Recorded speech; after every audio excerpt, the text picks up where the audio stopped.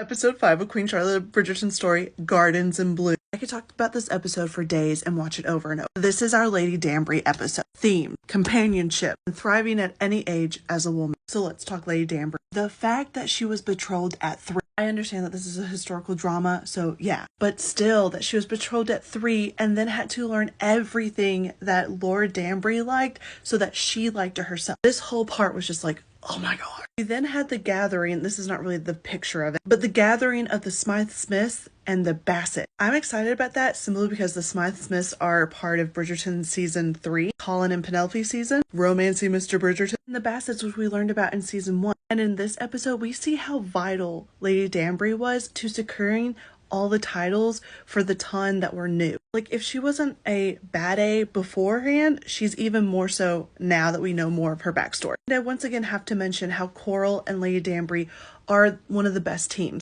because they helped get the solicitor over to the Danbury house so that they could talk about securing this title. Now, if you'll notice in this photo, Lady Danbury is wearing purple, violet, magenta. What's significant about this is that she's on her way to another rambling spree with Lord Ledger. A twist I was not expecting. Spoiler alert, major spoiler alert. Lady Danbury has an affair with Lord Ledger, Violet Bridgerton's father. However, hopping to present day Bridgerton, the Queen has made arranged marriages for 2 of her sons. And we see in present day that Lady Danbury is visiting that old rambling spot that now looks very worn and torn. We also see in present day how Violet Bridgerton and Lady Danbury are starting to become really close. Gardens in Bloom does not mean children. It's talking about how Violet's garden is blooming. I have this theory that Lady Danbury is actually going to help Violet Bridgerton find love next season. My thought is it's actually going to be Marcus Anderson. More on that later. One thing I do want to talk about too about this episode is how Lady Danbury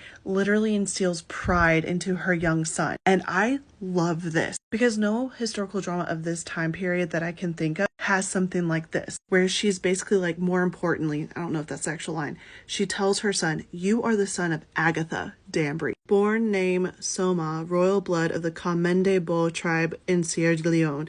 You come from warriors. The power that has. I truly love it so much. I know I've said this about different scenes, but this again is one of my favorite scenes from the entire series. We then have the scene where the Queen saves the king from that terrible doctor. This is what I'm not sure about the music because I didn't say it in the version that I saw, but I'm hoping we get confirmation and I will probably stitch this video. Is the song Unholy being played when Lady Danbury and Lord Ledger is getting it off? Because Mama Don't Know Daddy's Getting Hot at the Body Shop. And then it's Run the World by Beyonce. I'm not sure. But now time for episode 6.